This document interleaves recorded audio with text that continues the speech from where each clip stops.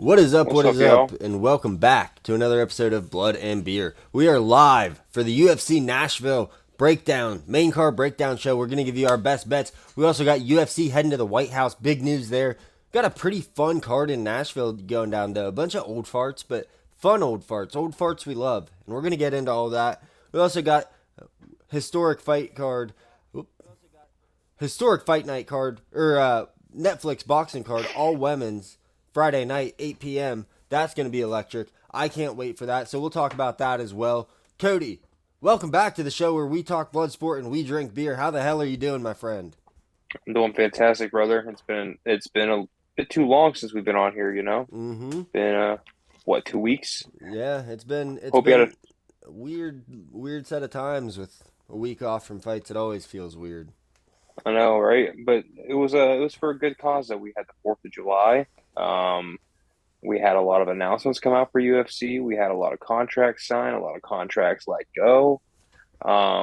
It's been fun, man. It's been a lot of fun. It has. And, with the 4th of July, what a better time for a guy like President Trump to announce that the UFC is going to be coming to the White House next year. Potentially. We'll get into that after the main card breakdown. We'll talk a little bit about the Netflix card coming up. We're going to talk about the state of the heavyweight division also. But Cody, welcome back. This is a card that is happening. We know that it's happening. Not a lot at stake here for a lot of the fighters, just seeing if guys can move to that next threshold, but no title implications here, no top 10 spots at stake. With all that being said, though, it is a fun card. And Cody, we always ask you this. We give you an over-under, and I'm going to give you an over-under on this one at 5.5. We've been low on finishes lately, it seems. So how many finishes are we getting on this card? It looks like it's about a 15-fight card. Yeah, I think we're gonna definitely go over this week, man. You have a perfect line set up at 5.5.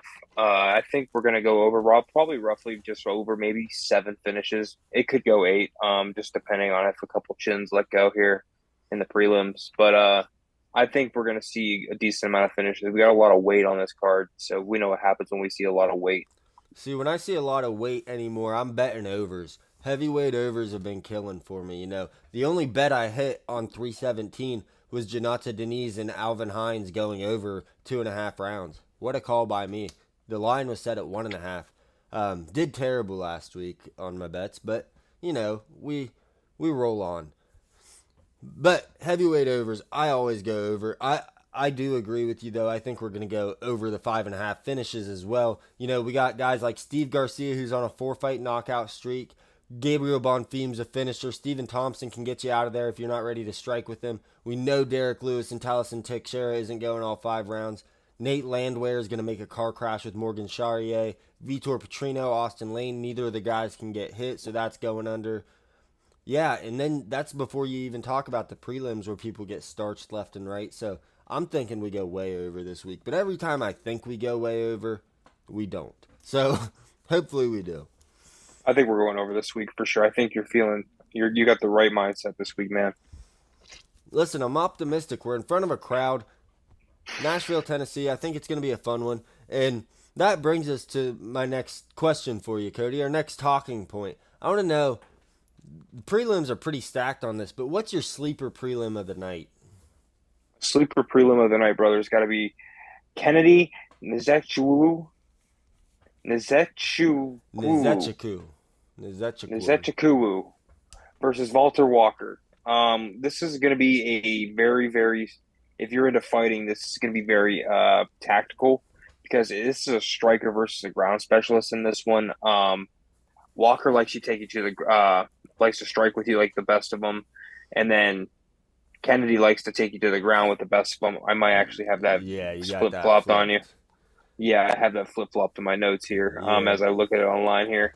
But you know what I meant here. You have a flip flopped striker versus ground specialist here. You have somebody that loves to take you to the ground, get finishes on the ground, and you have somebody who loves to keep it on the feet. Now it's just a matter of this one, which of the matter of the two tactics here is going to take off. For me personally here, I like it definitely going in the favor of Kennedy Nishikazu being the -210 favorite. I know that is what it is, but he also has the massive 4.5 inch reach on him. So I think that's going to play a massive factor. I think that's also going to help him gatekeep. I mean, those takedowns that Walker's trying to take down on him. So I like this one being my sleeper pick of the prelims, brother. What about you, man? I think I know what you're going to go with. Your audio's real choppy right now, but that was one of my picks. I had three. Isn't it? There, that's better. So I had three here. The Kennedy and Oh, that's my bad, dog. no worries. Kennedy and Nzechukwu versus Walter Walker. I think that'll be a fun fight. And Nzechukwu, since moving up to heavyweight, he's looked pretty good, getting finishes. He got beat by OSP, which I didn't love, but that was at light heavyweight.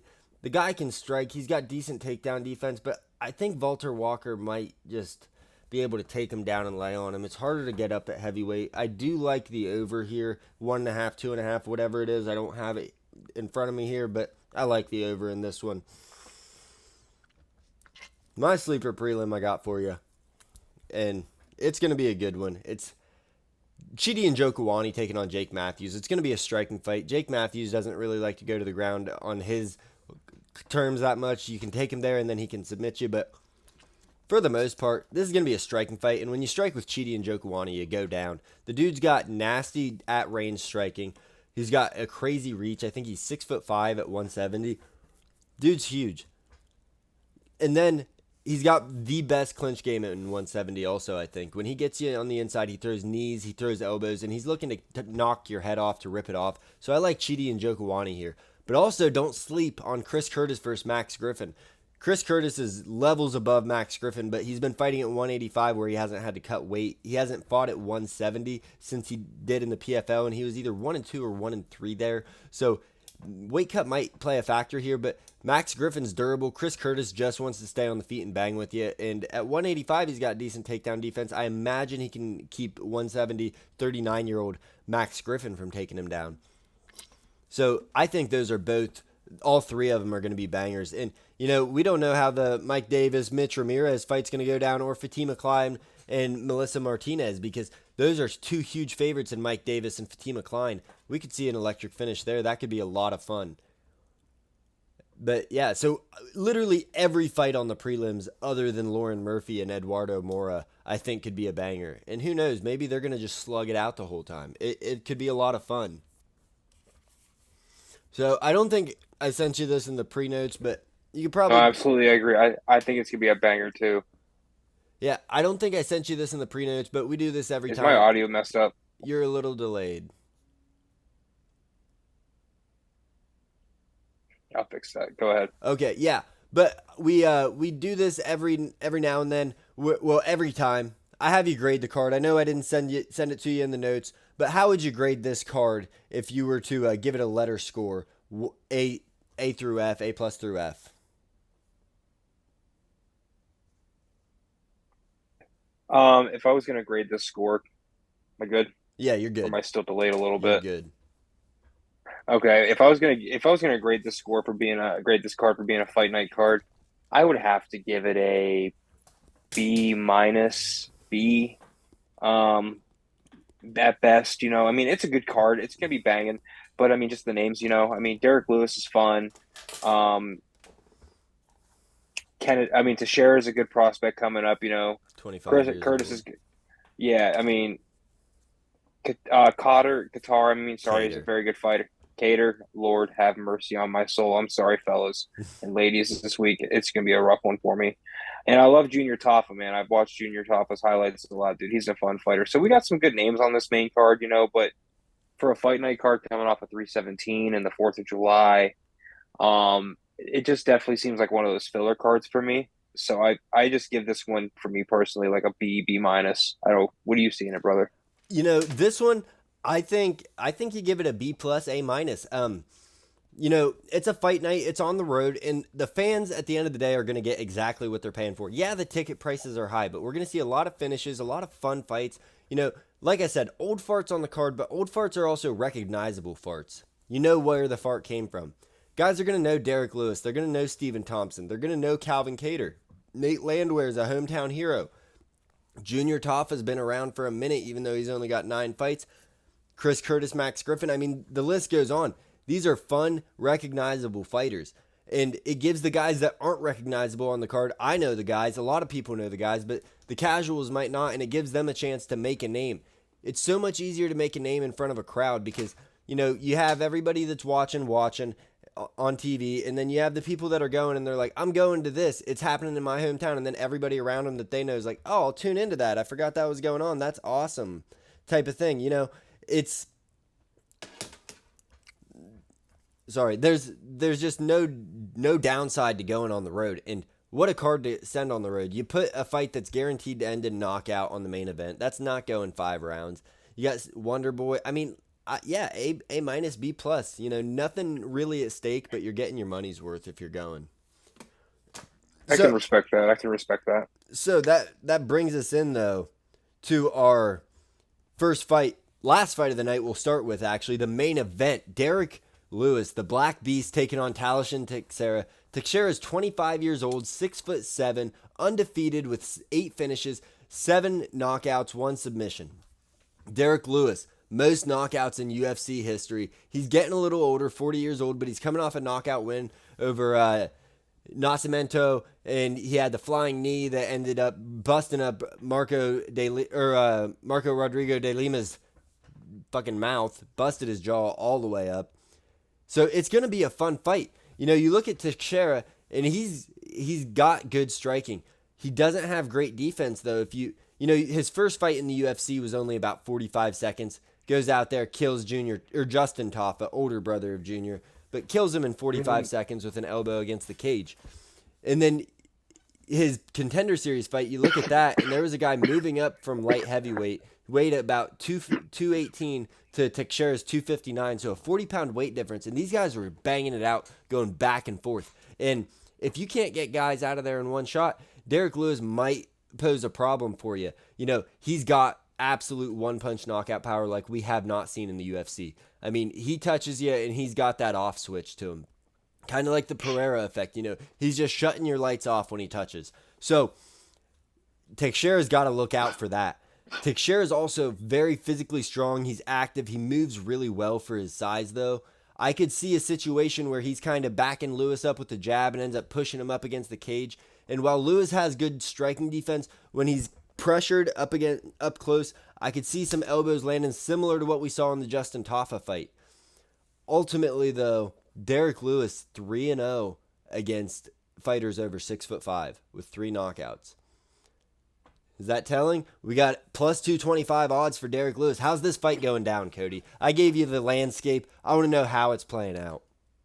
Dude, you gave it out perfectly. And the best part about it is you can't count out Derek Lewis no matter how old he is. Just because, like you said, he's got that one-punch power, and that's all it takes. And I could see this honestly going in the favor of Derek Lewis, being honest with you.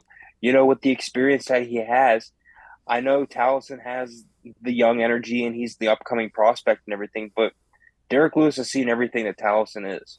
And he kind of knows how to prepare for somebody like him, but at the same time, he doesn't have the speed that he used to, and everything about it. So his chin is a lot open. If you go back and look at Derek Lewis's fight record and his stats and how much he's lost by knockout in his career, he leaves his chin open quite a bit, man. He really does. So he can get caught quite easily in this one. Yeah, he's a bit of a glass cannon, if you will. He can absolutely put your lights out. But that was kind of the knock on Lewis early in his career. He would knock you out, but you could also knock him out. And he shored that up a little bit, but it's also because people are so scared to strike with him. He's not getting hit all that much. No, and people do not want to get in close with that guy at all because, like you said, if he's going to get you in close, he's going to give you a brutal elbow that's just going to put you down, bro. And there's just no sense of even wanting to even get close with him. You want to stay at range, which Taliesin can in this fight. I think Taliesin's going to walk away with this one personally. I see it ending before the end of round 3. I think the glass chin's going to come out again from Derek Lewis. Love the guy. I even may sprinkle on my bets just in case, a hedge, just in case he pulls something off. But it never hurts for Derek Lewis. It never hurts, dude. But at the same time, I think Taliesin's going to walk away with this one within 3 rounds for sure. Yeah, being 25 years old, sometimes the chin's not fully developed at that age, and those guys can get chinned early, especially at the heavyweight division. You're feeding him to Derek Lewis. I don't love that for the guy, but what I do love is they're giving a new heavyweight a chance to make a name and move up. You know, I think there's a real chance Derek Lewis is going to catch him with an overhand. I don't think either guy is going to be shooting takedowns, but I could see Derek Lewis catching him with an overhand and putting him out just as he's leaning back, as tall guys tend to do when they're getting strikes thrown at him. Derek Lewis, he's 6'3", 79-inch reach. It's only a 4-inch height and 4-inch reach disadvantage, which I know I normally say that's huge, but at heavyweight, I don't think it's as big of a deal. Ultimately, though, I'm kind of on the same side as you with Teixeira. I think what we might see is Teixeira kind of walks him down to the cage, and maybe Derek gets on the outer part of the inside of the cage, and then Teixeira just kind of leans on him up to the fence, starts throwing elbows through the guard, and even though they're not connecting cleanly, that's a lot of damage, especially the leverage Teixeira is going to be able to get with that height, and I think Teixeira is going to get a first or second round knockout. I imagine it's going to be first because I don't see someone with Teixeira's defense getting out of round one with Lewis. So I probably should have sprinkled fight ends in round one, but I didn't. I didn't have the odds when I was writing the show out, doing my tape and everything. Done a lot of tape this week, dude. Did it for the boxing card for the Netflix women's card. I did it for Shakur Stevenson Zepeda, Berlanga versus Shamaz or Hamiz. I forget his name, and then I did it for Cage Warriors and LFA. I've been doing it all over the place, and I'm going to do it for prelims possibly after this card. I don't know. I'm pretty tired. Probably won't do it after this show. But, yes. So, that being said, though, Teixeira, 25 years old. UFC's giving him a shot to move in to one of the guys with a name at heavyweight. And God, we need it. Heavyweight is scarce. I think there's 37 or 38 heavyweight fighters on the UFC roster, and there's just nobody that's a big name outside of Tommy Aspinall. The knock on what we have at heavyweight now is there's no contenders. Do you give it to Cyril Gane, who's coming off of a controversial win over Alexander Volkov? Do you give it to Almeida, who's been on a run versus everybody except Curtis Blades, who put his lights out? It's just all these guys clearly seem a level below Tom Aspinall, and there's not much skill at the heavyweight division. These guys are relying a lot on laying, putting on boring fights, and it's killing it. I mean, heavyweight's dead as hell right now. So, that's my thought on heavyweight division. I don't know what yours is, but if Teixeira loses here, that's kind of detrimental to heavyweight, because you can say Derek Lewis beats Teixeira and one more guy, we'll give him a title fight against Tom Aspinall. That's great for the time being, but there's no future there where Derek's going to be 41 by the time he fights for the title, if he does. And if he does beat Tom Aspinall because he gets that punch in, that's a nightmare for the UFC too. But if Teixeira can get the victory, propel himself one more win, it's a title fight. In the top 10 at heavyweight, it ain't tough to get a win in. I mean, he's going to be a favorite against most guys just based on his size if he looks decent against Lewis. But what are your thoughts on the heavyweight division? Because I think aside from women's bantamweight, I think that might be the worst division in the UFC right now. I know when you think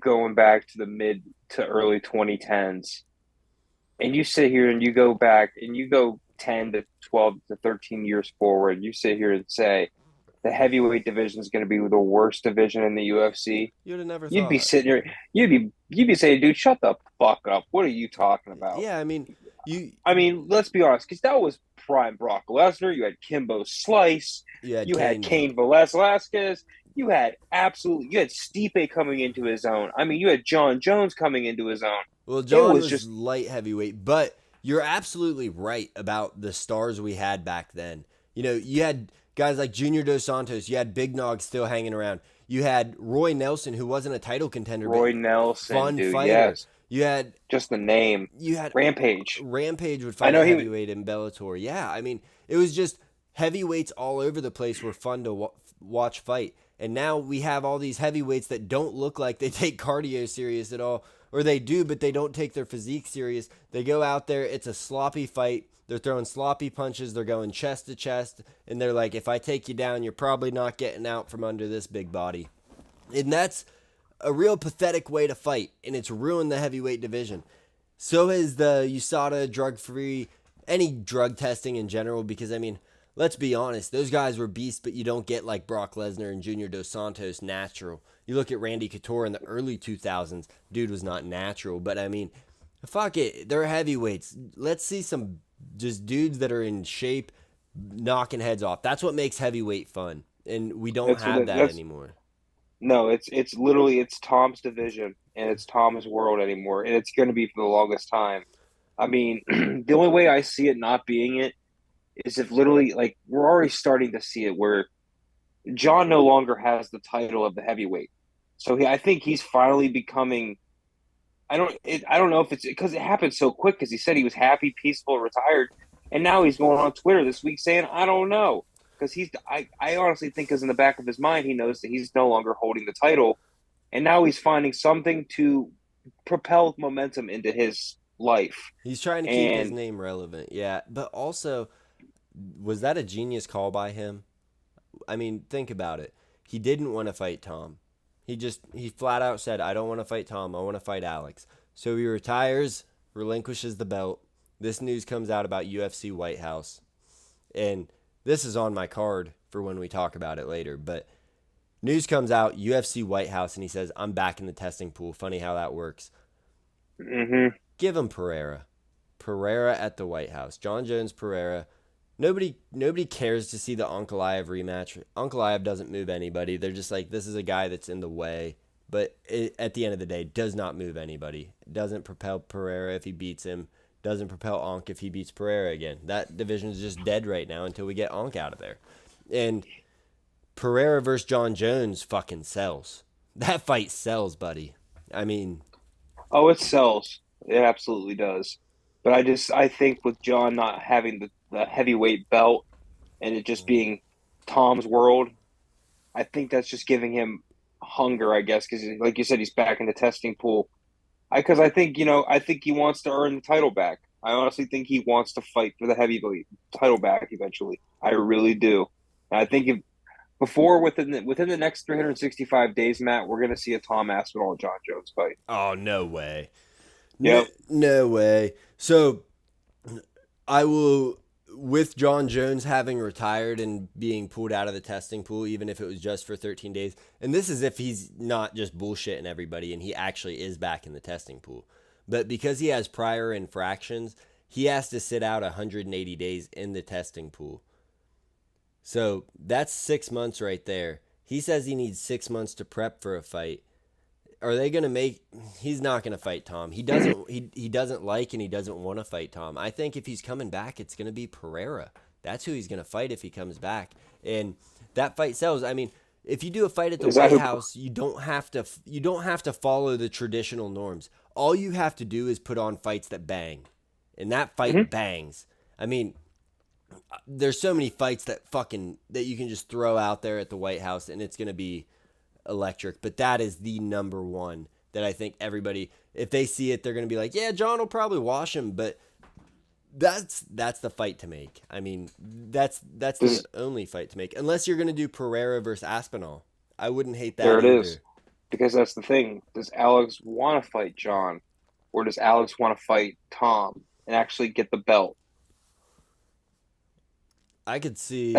That's the thing. I think Alex at this point would rather fight Tom because Alex wants the belt.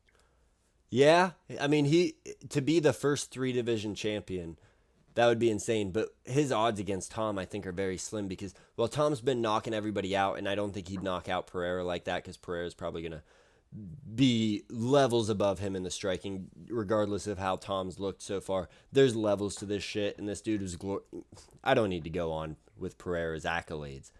But we know what Poton is. Yeah, but Tom is also a beast at jiu-jitsu. He's just going to run over there and like football tackle him and lay on top of him. Regardless of what Pereira walks around at, the physique is the physique. And I just think that's not a great fight for Pereira. But him versus John Jones, I mean, it doesn't matter if it's a great fight because you're going to get a lot more money out of that. he's going to You're get going to a get a lot of money that card regardless. and that's all that he really needs to go after at this point, because you talk about a guy like Pereira, he's going to be celebrated so highly when he leaves the sport in 5 or 10 years, or 5 or 10 years after, when people look back and they're like, wow, this dude had 10 or 11 UFC fights and he was a double champ, defended his belt 3 times. I mean, in 1 year. And then you look back further and you're like, man, over in glory, he was a 2 division champion also. Beat Adesanya twice there, once here, while Adesanya was at the top of his game. He was the man that dethroned and broke Adesanya. You can say what you want with what happened with Strickland and DDP. And I know Adesanya came back and knocked him out. That may have been an issue with the weight cut, but we'll give him credit regardless because it was amazing. But Pereira going out there, cracking the chin, the first guy to defeat Adesanya, aside from Blachowicz when he moved up. But, I mean, the first guy to definitively beat Adesanya and knocks him out. It's just, this guy, the story, what he's been through, coming back from just the depths of hell, he's something else, and his story is going to be celebrated. He'll be a Mount Rushmore fighter where people will argue it, but they'll be like, you know, you look at the accolades in the short time that he did it, he wasn't pushed. I mean, he was pushed to the title, but he wasn't just shoved in a title shot. You know, he had to fight, not Modestus Bukauskas. I forget his first fight. Petrosian. He had to fight Bruno Silva, and then he gets the Sean Strickland fight before he gets the Izzy fight. Knocks out Strickland, knocks out Izzy, gets beat by Izzy, moves up to light heavyweight, and just goes on the run of a lifetime. I mean, the guy is unbelievable. But that's not what we're here to discuss. We're here to discuss UFC Nashville, and we got to get moving on because we're 25 minutes into the show and we're one fight deep. Stephen Wonderboy Thompson coming back, and he's taking on Gabriel Bonfim. Cody, I set the landscape last time. I'm going to let you take it away with this fight. How's it going down? Give us the layout here. This is like a dad fighting his son. Let's be honest. This is a 42-year-old man fighting a 27-year-old here. This is just going to be B2A, belt to A, in favor of Gabriel Bonfim. Oh, I was like, Dad's gonna beat son's ass? No, sir. No, sir. Not this time around. It's a clash of eras here, bro. But Thompson's coming in 1-4 in his last 5. The dude has absolutely no momentum going for him. Gabriel Bonfim's coming in, dude. He's got the pace. He's got the technique, dude. And I wouldn't hate to say it, but Bonfim by decision's in play here. It might go all the way just because Stephen Thompson has the chin and he's got the experience to last these 3-round fights. But Gabriel Bonfim here, dude, he's amazing with what he's got, dude. He's so quick. He's got a great freaking record coming in. He's been active, dude, and he's honestly been one of my favorite fighters to break down over the last year, basically doing this with you. I see this one easily going quickly with Bonfim. I like decision. I like Bonfim by decision just because of the odds that you can get with it. I think it's like plus 200 or whatever.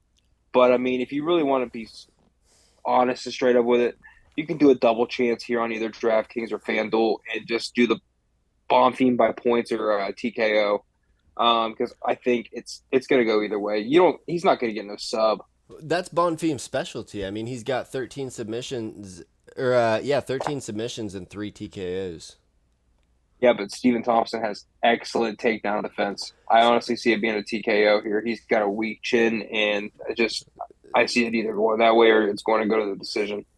I hear you. Stephen Thompson, though, regardless of the age, if you get into a kickboxing fight with him, you're not winning. Joaquin Buckley, that fight that they had, it was, he went out there and Stephen Thompson was winning every second of that fight until he wasn't. And it wasn't because Joaquin Buckley did some crazy, move to throw Wonderboy off. No, he just lunged in with a wild shot, caught him, knocked him out. It is what it is. That's Buckley's game. Buckley did what he's supposed to do. But, drop my notes. But, Wonderboy, still top of his game striking. It's kind of, this fight reminds me of the Shara Bullet versus MVP fight where we both were like, MVP's getting this. What are you doing? It's a kickboxing fight. MVP wins kickboxing fights. That type of thing. That's what we're getting here because I think that Gabriel Bonfim, while his game is submissions, and you're right, Wonderboy does have great takedown defense. Bonfim has a sick choke. If he doesn't choke Wonderboy out and ends up in a kickboxing match, I could see it being kind of a boring fight where Wonderboy's just kicking him on the outside, jabbing the whole time, coming in with blitzes every now and then. Bonfim doesn't have one-punch knockout power, and that's how you get Wonderboy out of there, because he's too elusive to catch and accumulate damage on. You're not going to just be catching him the whole fight. If you're catching him, it's one shot here, one shot there, one out of every... Like, I'm sure the significant strike accuracy against Wonderboy is probably like 30% because of the way he moves, the way he controls distance and range. So I could really see Bonfim getting caught up in a kickboxing match, losing track of time. 15 minutes goes by fast, and Stephen Thompson takes the win because you're not beating him in the stand-up, I don't think. And I don't know if Bonfim's going to be able to get it to the ground. Now, at 42, 43 years old, absolutely could. And, you know, everybody goes at some point. Wonderboy still looked great in those losses that he's had. And when you look at the losses, they've been against top guys. You know, Joaquin Buckley, who just lost to Kamaru Usman. Prior to that, though, he was on a retirement tour, just retiring everybody. He lost to Shavkat, who Shavkat is Shavkat. I mean, he beat Kevin Holland. And then who was his other losses? He lost to Bilal Muhammad, Gilbert Burns. Both of them took him down and held him down because they're great on the ground. Bonfim's great on the ground, but he's not necessarily. I don't think he's going to be controlling Wonderboy, and Wonderboy's got the range. And with his lunging style, with his blitzing style, with his strikes, I just think Wonderboy's going to be able to go out there and get it done. And you know, plus 350 or plus 325, great number here. I think the odds are really wide. So I like Wonderboy here. I don't know if I'm going to be putting a bet on him just because the age is a factor, and it does concern me, but I don't see him getting beat in a striking affair by Gabriel Bonfim, and I think that's how this fight's going to go, because some of these guys, they get up against a legend like Wonderboy, and they kind of starstruck. They're like, wow, this dude's throwing stuff at me that I've never seen. You know what I mean? Like, Oh, absolutely. Bonfim's not going to be... He's never sparred with anybody on the striking level of Wonderboy. There's two guys in the world that have the technical striking awkwardness and ability in the UFC, and before he came to the UFC, just in MMA in general, and that's MVP and Wonderboy. They started off point karate fighting, and then they transitioned to MMA. Point karate fighting is just touch. That's a point. That's what my daughter does in her karate tournaments where she goes to nationals and everything, and it's a touch and it's a point. They did that for so long that they learned, if I touch you, just put a little bit more on it, it's going to put you down, it's going to hurt you a little bit. And they can connect so well from such odd angles, from such odd positions. You don't see their strikes coming. They're so much faster than you expect. And I think that Gabriel Bonfim is going to get a little overwhelmed here. So I'm not putting money on it. Bonfim, the young dude, should win, but I just think that Wonderboy could turn it into a fun ass fight, or a boring ass striking fight actually, but a fun fight to watch and be like, wow, Wonderboy's schooling this young cat. So we got the Wonderboy fight out of the way. That's a great one. Another great one, contender for fight of the night if none of the prelims get it. It's Calvin Kattar versus Steve Garcia. Steve Garcia coming in on a 4-fight KO streak, looking great down at featherweight. And Calvin Kattar, he's lost 4 in a row, I believe. 1 win against Giga Chikadze. 5 of 6, though, when you look at the Max Holloway loss.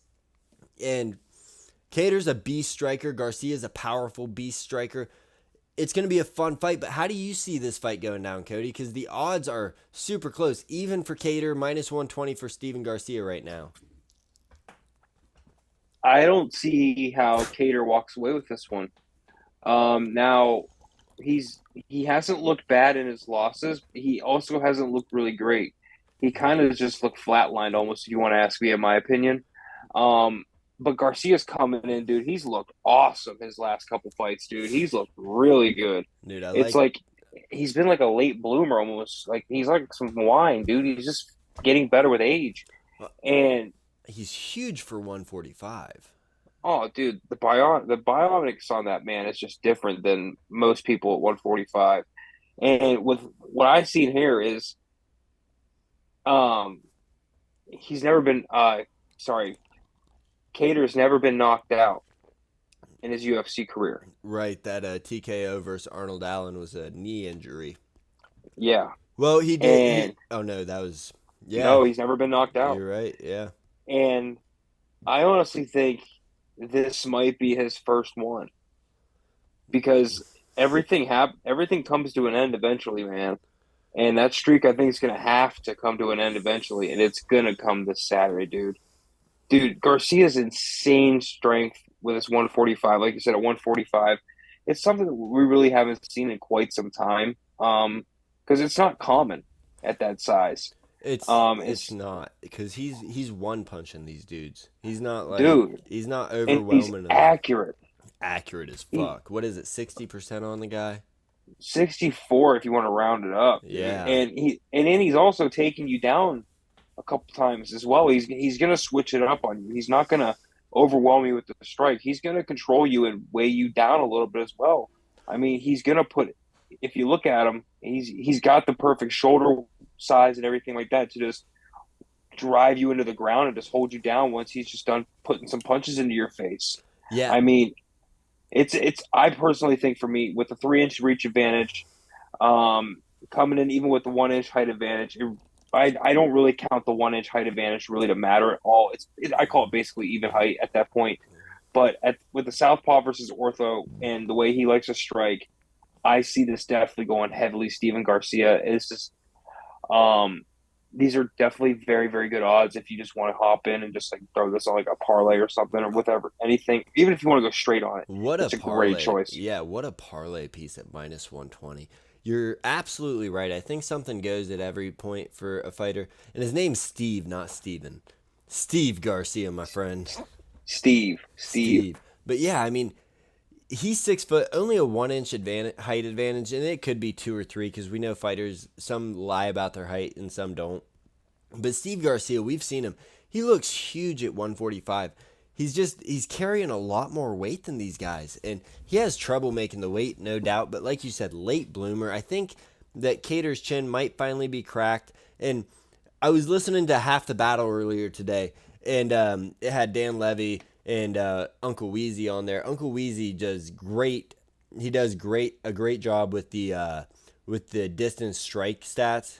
He does a lot of betting that way, and if you follow that guy, you're going to be making some money. But he pointed out that in Steve Garcia's 8 UFC fights, there's only been 7 minutes of distance striking. He has 5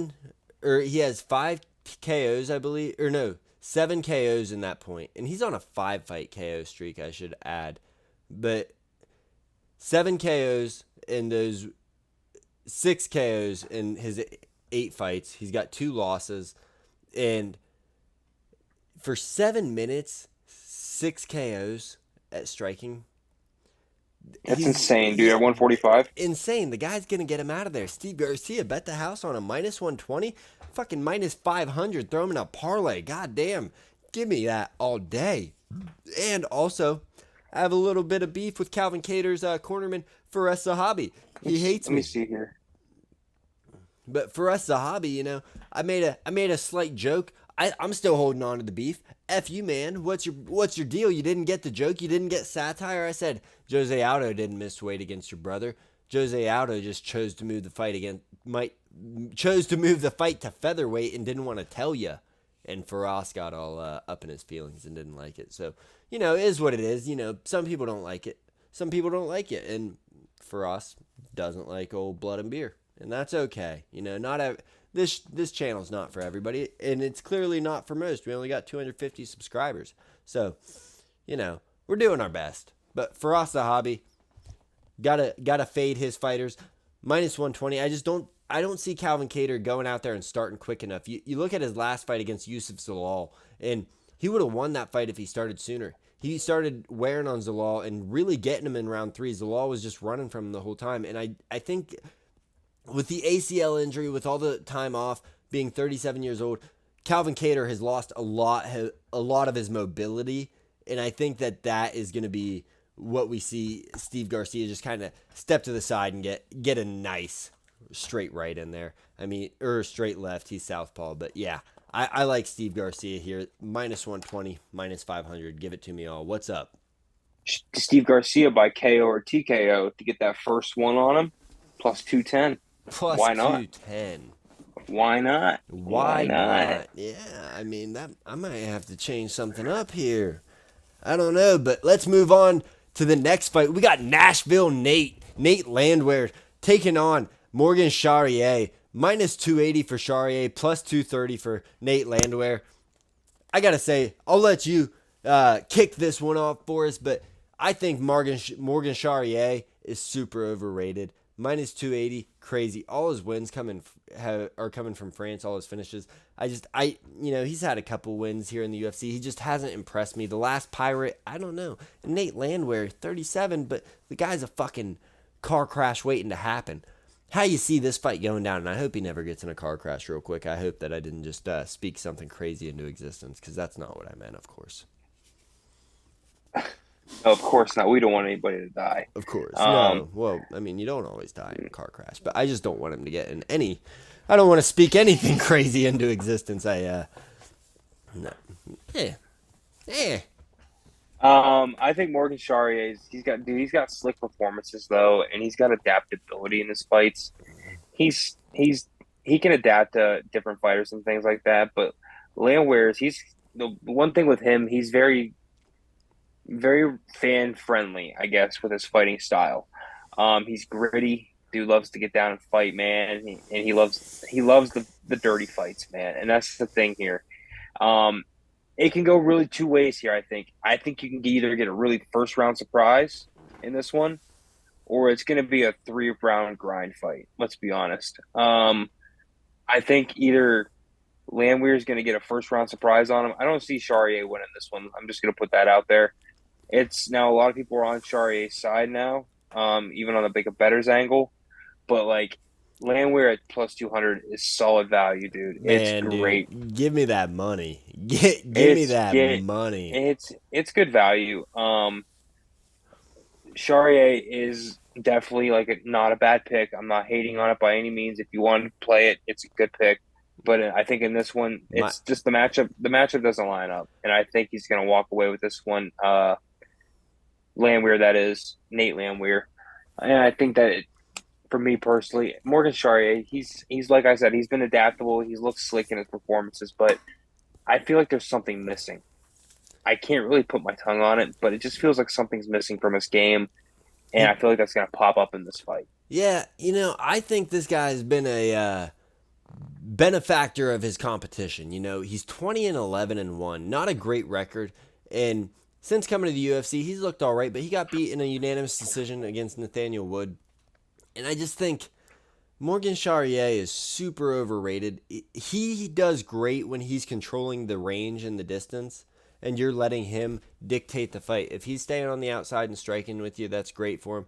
If he can take you down and get you there and just kind of put you in the wash cycle, that's great also. But Nate Landwehr is coming in as the bigger guy, 5'9". He's got a 3-inch reach advantage on Morgan Charrier. And I think that Nate Landwehr is going to overwhelm the shit out of Charrier. Charrier is going to go out there and hope that it's a kickboxing fight. And Nate Landwehr is going to go out there and say, nah, this is a good old Nashville throwdown, Tennessee tussle.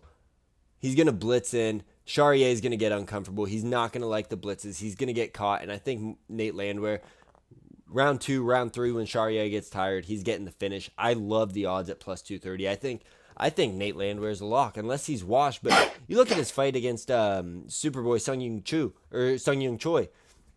He didn't look terrible in that fight. I mean, Sung Yung Choi dominated him, but Sung Yung Choi is also a great striker who had a fight of the century against Cub Swanson. It's in the Hall of Fame.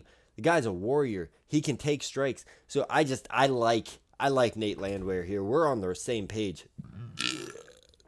We're on the same page. Goodness gracious. I hope the burp fetish guy doesn't come back. Lazy Bed, welcome back. How are you? I got a shout out for you in that regional MMA show I was telling you about. Love to get you on there, by the way. We could do a little mixing of the blood.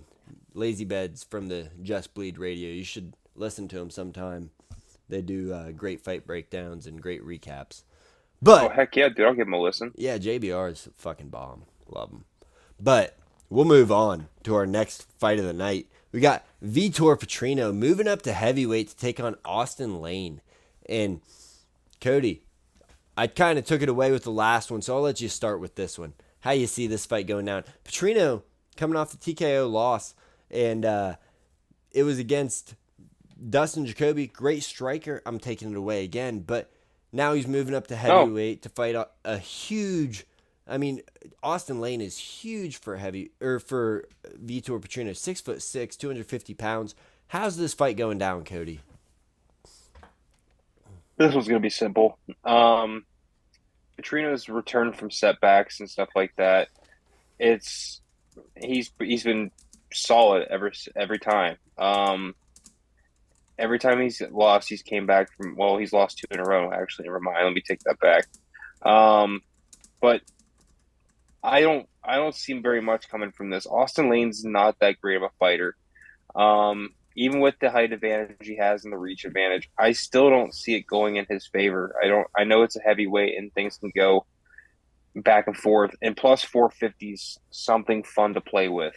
If you want to put a little bit of monies on it and say, hey, you know what, I want to play the heavy dogs this week. I want to play Derek Lewis and Austin Lane. Nobody's gonna hate it for you because why? They're heavyweights. Anything can happen at the heavyweight division. But at the same time, there's levels, like we've talked about earlier. There's levels to this shit. And I think Vitor Petrino is going to walk away with this one early, dude. I don't see it. If the line's under 1.5, get it. If you want to even get frisky and say it doesn't leave round 1, get it.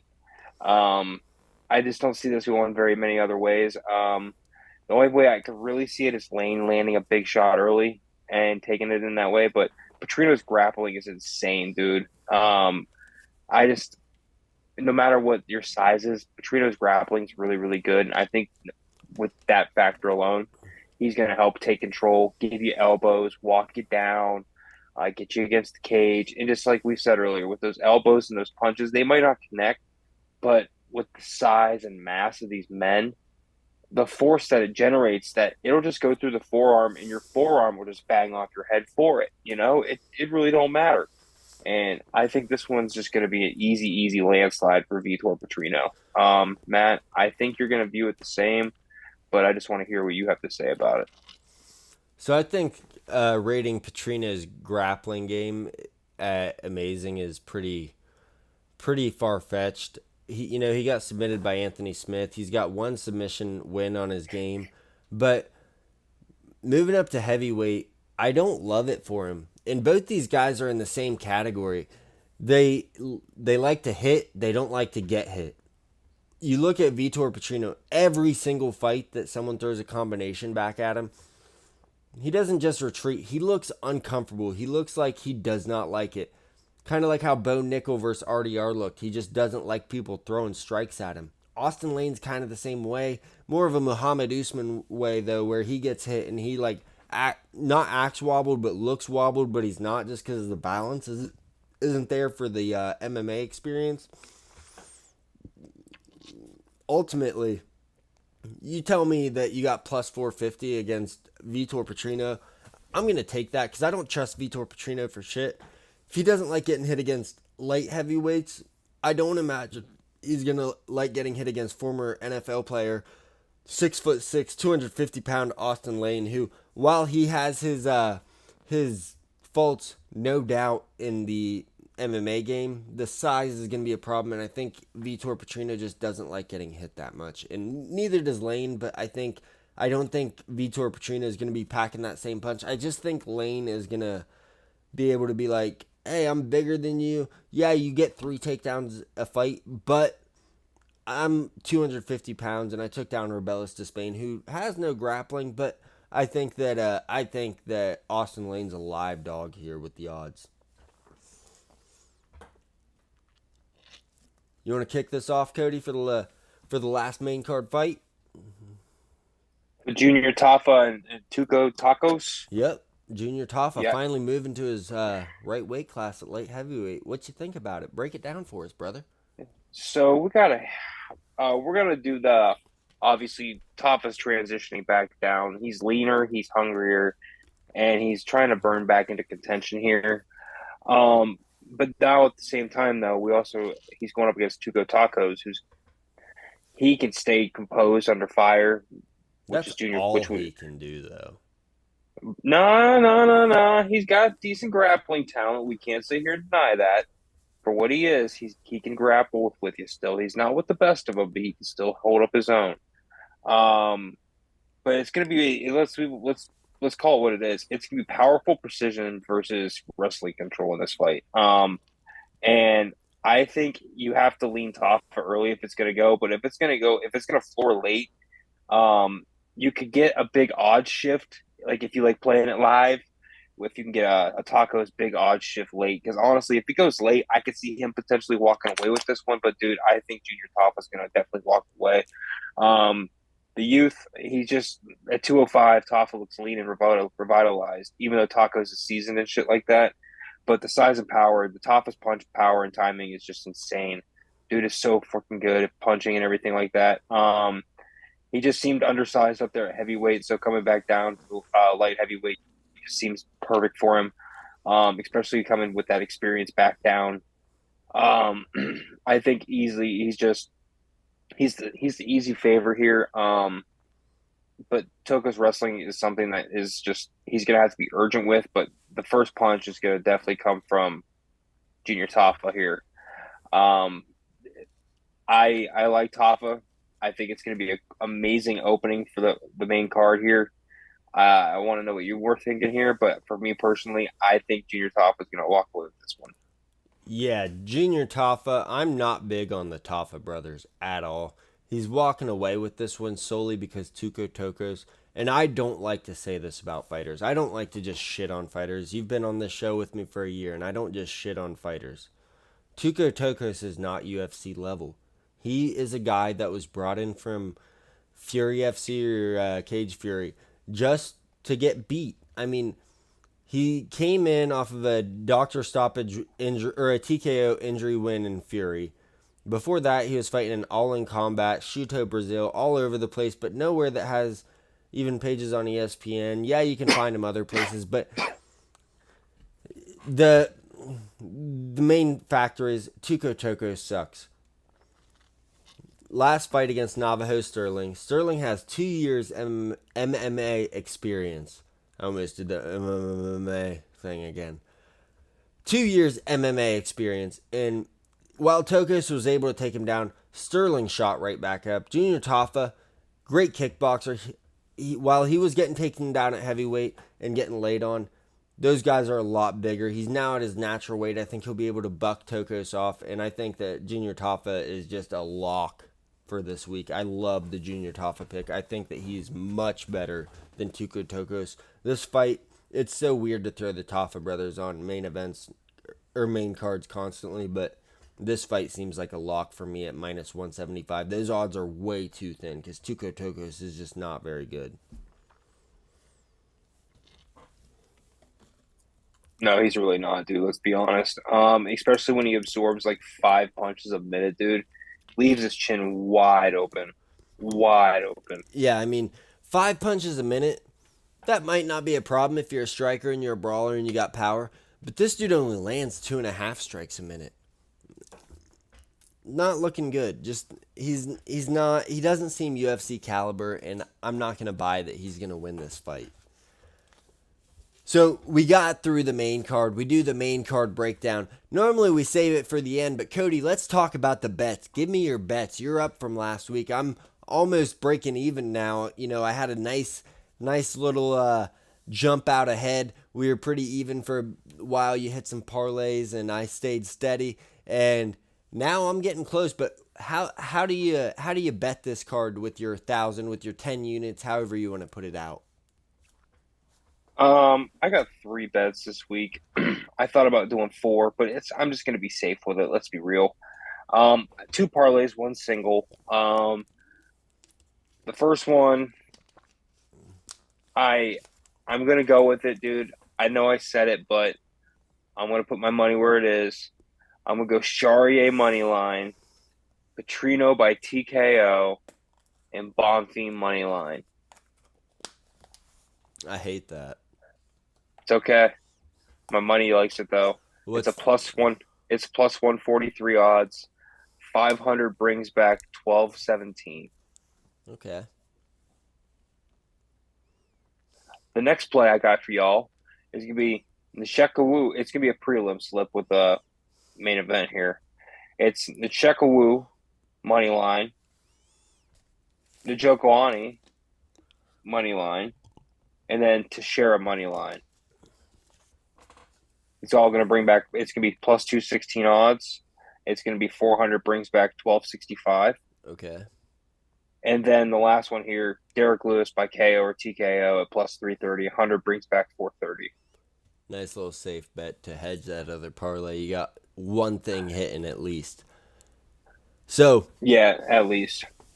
I don't hate that. I was thinking about adjusting as we talked about it on this show because hearing about some of these odds, I'm like, I like that. But I'm not going to. So I have 3 parlays. We'll see how they hit. We'll see how they do. I got Okay. Junior Tafa and Tuco Tokos going over 1.5, mixed with Chris Curtis money line, plus 168, 350 gives us 938 back. Okay. Nate Landwehr money line, Steve Garcia money line, plus 476 odds. 300 gives us 1728 back.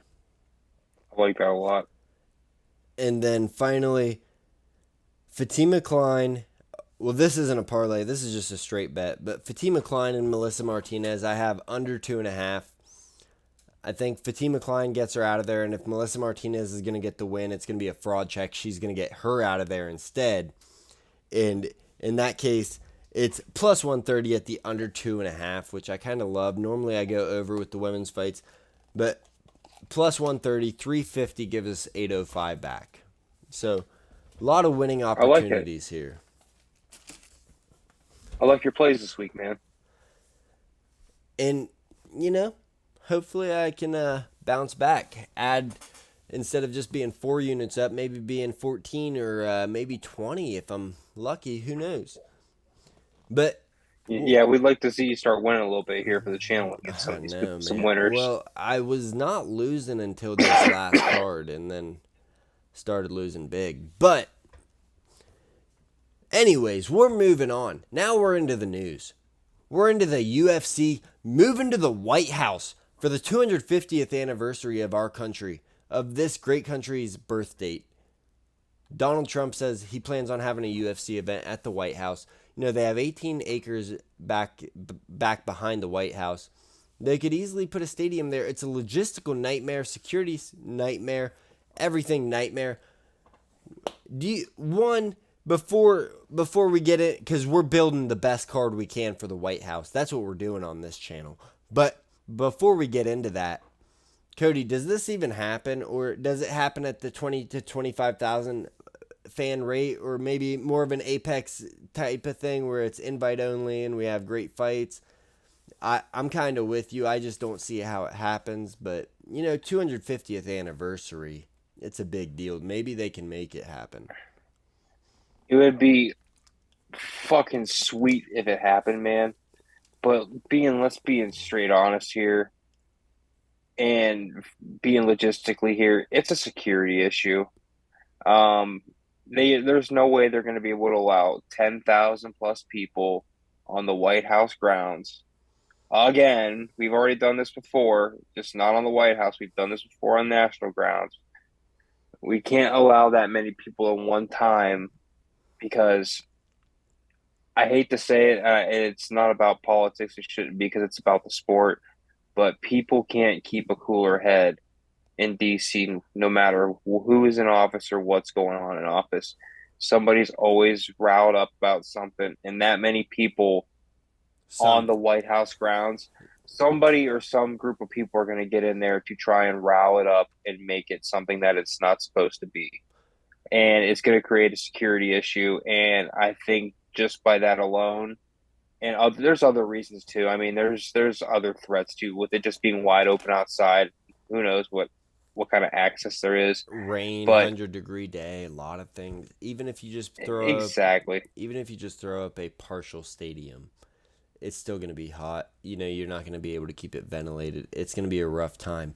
And I'm with you in the thought that I already said logistical nightmare, security nightmare, trying to get everybody cleared.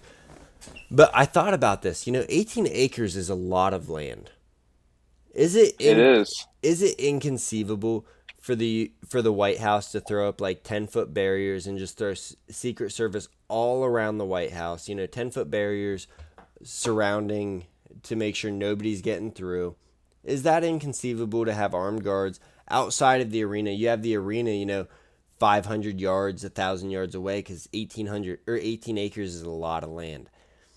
You have them that far away. You build a road to the back, and I mean, who knows? It could happen. We could see something happen. I don't see how you could get that many people there, but in the optimistic mind, 250th birthday, it could be something that they just go all out for. But I'm with you. It's hard to keep everybody in check, get security clearance. If you don't have to get the security clearance, something's probably going to pop off, but hopefully not. And it's the 250th birthday. Maybe it's just a bunch of patriots going out there. Who knows? But we don't know if that's going to happen. Dana White, there's a podcast dropping with the Nelk boys. I'm not usually watching them, but I might watch that with Dana White where they ask him about that and if it's going to happen. That's dropping tomorrow, so we should see what's going on there. But Cody, if it does happen, we're going to plan like it does. Build me your perfect card. 5-6 fight main card. Because we're going to the White House. We can break some rules. If you got prelims, give them to me. Now, I got no prelims. This is going to be a 5-fight main event card. This is, in a perfect world, perfect scenario, this is what I want for my card to be.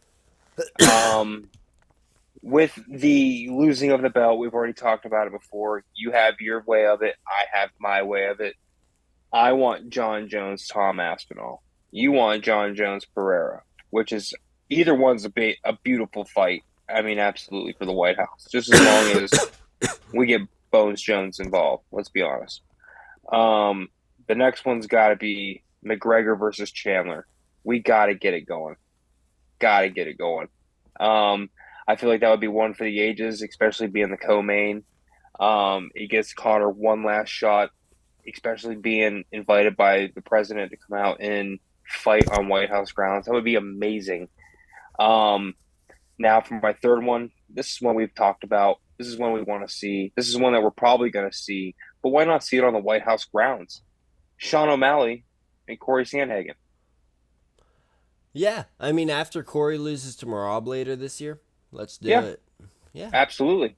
I think it's going to be an amazing one because we wanted to see it, and I think it's going to be it'd be a bloodbath. I mean, it'd be a fun one, especially opening up the main event, the co and main event fights. I think that would be a really, really good one to see. Yeah, the feature. Now we got two good ones here coming up. You can swap out maybe a couple opponents with this one, but for me, I like this. Adesanya Strickland too. I think you just got to have Strickland on there. I think he would just be an amazing. He's an ass, and he'd promote this fight perfectly. Especially with Adesanya and all the shit they talked first time around. They have a lot of respect for each other at the same time. It would be a fun fight, and why not? We all love sequels in the fighting world, dude. And especially with a card like this would be fucking sick.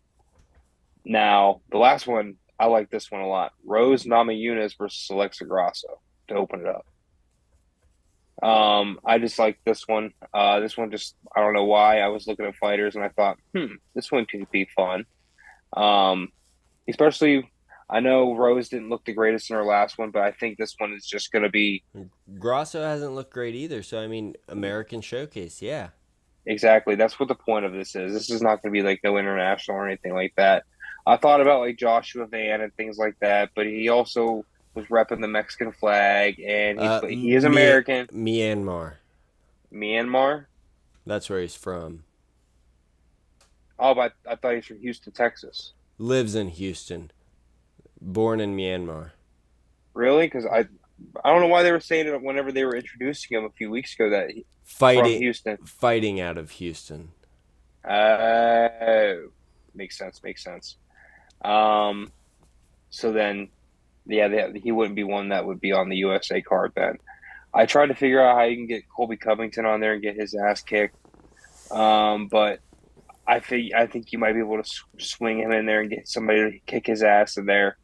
But for me, that's what my five fights would be. I think it'd be fun. Good little opener with Rose Namajunas and Alexa Grasso, just an American bloodbath, and then going into Izzy Strickland, O'Malley, Sandhagen, McGregor, Chandler, and then Tom Jones.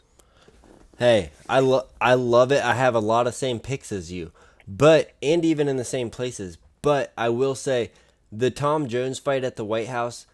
Does the UFC want to do that? Because if John loses in the main event to Tom, that's kind of a dud. You know, we're celebrating our independence from Great Britain, and then we lose to a Britainer, a Britanite, however they call themselves. I don't know if that's the move. So I'll kick off my card the opposite way you started. You started main event. I'll start my opener. I have a 6 card main event because we're going to the White House. We got a lot of people to showcase. We're going to start off with 2 guys coming back to the UFC. 2 guys that have talked about it. Everybody's talked about it for a while. They're both over the hill. They're both past their prime, but they put on a great fight. It's George Masvidal versus Nate Diaz kicking off the main card. 2 old legends, fan friendly. If you can get that as the main card opener for the White House, what? 2 Americans. George Masvidal is Trump's dude. Yeah. And I think that's a great way to kick things off. And then you said you wanted to put Colby Covington on there. Let's give him Michael Chiesa. Fight that he Okay. could win, fight that he could get the shit kicked out of him in. They coached on opposite teams in Ultimate Fighter. Chiesa was on Cormier's team. Covington was on Chael Sonnen's team. And Chiesa's been calling for it, but he's also kind of in the space where I don't think Colby's going to fight again. So he's not wasting his time. So that's the one after, because it doesn't have to be the best fight, but that's a fight with 2 Americans, another one of Trump's dudes, another All-American in Chiesa. Fun fight. And then you had it, I have it. The third fight, Sean Strickland versus Adesanya 2. All-American Sean Strickland. I mean, the dude's walking out there with the flag. He's representing a fringe group, but he's representing a group, has a ton of fans. And Adesanya, he's looking to bounce back while he's not an American. If he wins, that's not the end of the world because he's got a huge following in America all over the world, and he's beloved at this point. He had some turmoil while he was champ, but at this point I think he's pretty beloved. And then the fourth fight, it's going to be a 5-rounder. You might think it's weird placement for this fighter. We're doing Conor McGregor versus Michael Chandler in the fourth Mm-hmm. fight. You know, McGregor raises his hand. This is as if we're building a perfect card, of course. Yeah. Chandler hasn't looked great late. Everybody wants to see Conor back. Maybe he gets a win. Maybe he doesn't. If Chandler wins, it's an American uproar. If McGregor wins, it's an American and a worldwide uproar because the guy is just over everywhere, even with all the convictions. At the end of the day, he's a national celebrity. He's a worldwide superstar. Not a problem with him winning. So you go to the co-main event, and we got John Jones taking on Alex Pereira. I mean, that's just a fun fight. Jones doesn't have the belt anymore. Pereira doesn't have to fight Onk. Let's save him for the White House. Fuck it. Fun fight. John probably washes him, but at least it's the fight people have talked about for years. And, you know, you got to put John on the card if he's going to be back because that's all he's coming back for. So in the main event, how do you top all of that? Now, you might not say this tops it all, but you might say it does. You do Kayla Harrison versus Nunez. It might be a rematch because they might fight once before then. But you do Kayla Harrison versus Amanda Nunez. The only American champion in Kayla Harrison. She's a two-time Olympian or one-time Olympic gold medalist. And PFL two-time champ. I mean, the girl's decorated as hell, all-American, as American as you can get. If we're going for a White House 250th anniversary of this country card, we got to put the only American champ on there. So it's going to be headlined in the 6th fight by Kayla Harrison. And that's how I have that going down. What do you think about that, Cody? I liked it. I never thought about. I tried to find a way to slide Kayla Harrison on there, but I didn't see Shevchenko wanting to move up, anything like that to fight her. I mean, That because was she's gonna fight. that was my second point. If she beats Nunez and Nunez doesn't want to come back after she gets beat, and Shevchenko washes Wang Lee, move Shevchenko up. But does she want to move up though? That's the only thing. Oh, with the money you could be offered for that fight with the U.S. government funding the bill, I'm sure the way that Azerbaijan and Qatar and Abu Dhabi and Saudi Arabia front the bill for those cards, I think that you could talk her into moving up. I mean, she used to fight at 135. She has 2 fights against Amanda Nunez, one controversial decision which she should have won, but she's not going to win that fight, but you could talk her into moving up with the money and just being like, listen, you've been a co-main event your entire title run. This is your chance to main event, going for double titles. If you lose, nobody's going to dog you because Kayla Harrison's the thing right now. And if you win, you're the best. You surpass Amanda Nunez at this point, even with the 2 losses. You beat the girl that beat her. You moved up in weight and beat this woman. I think Shevchenko versus Harrison at the White House could be electric. But That'd be amazing. yeah, it sure would. We've been going for 70 minutes here. We just have a few more things to wrap up. But Netflix has a card this Friday. Boxing, all women's card. And they're not just throwing it out there as a token fight where we're throwing all women on there for no reason. No, there's 21 titles being defended. We got the trilogy of Amanda Serrano versus Katie Taylor. And their last 2 fights have been fight of the years, controversial decisions, but regardless, Katie Taylor's up 2. Then you got Alicia Baumgardner on there. You got Savannah Marshall. You got Sharenka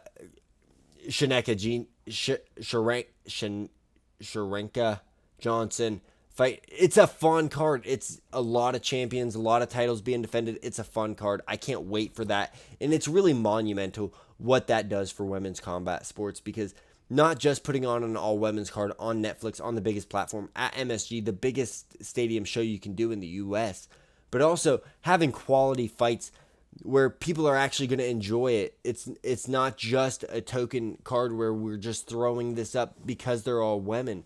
It's because they deserve it. It's because we built this perfect card, we being MVP Jake Paul. But it's monumental.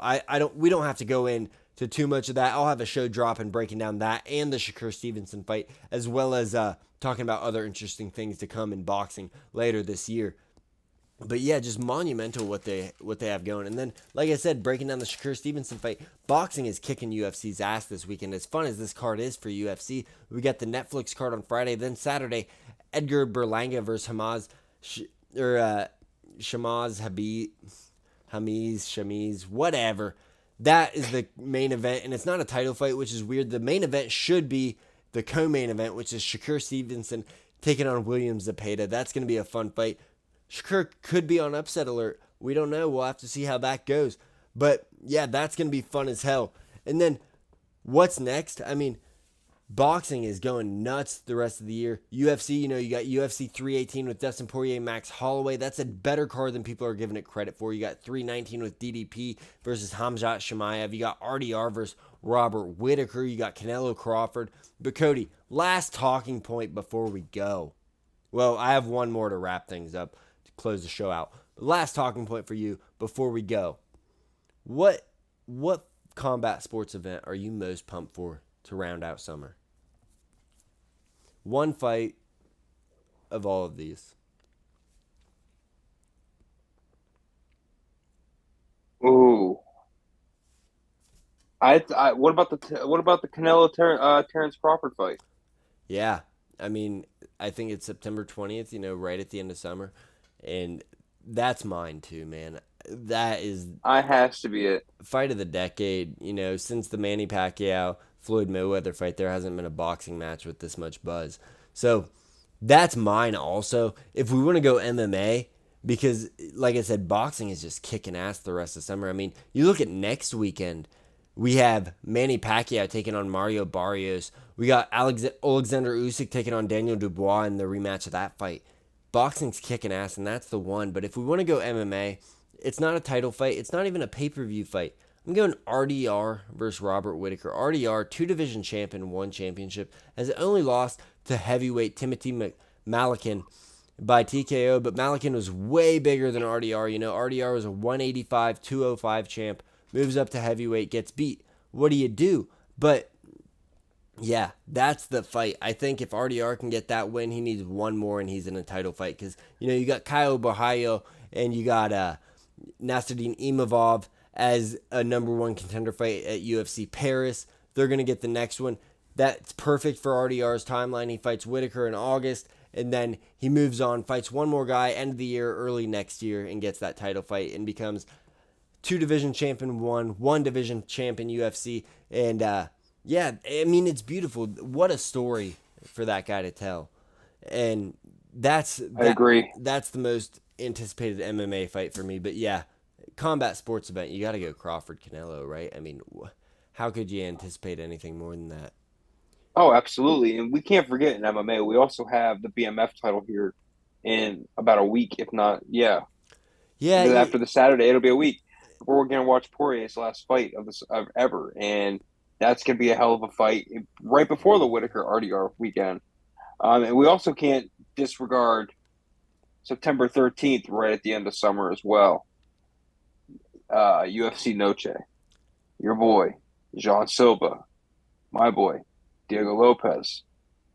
It's gonna be a banger, dude. it is, but you know that fight's kind of sour for me because the UFC dropped the ball big. You know, Yair Rodriguez and Diego Lopez have this insane beef. Yair Rodriguez is Mexican, Diego Lopez is Brazilian, immigrated to Mexico, and he claims Mexico as his country at this point. They have huge beef. They hate each other. The whole teams hate each other.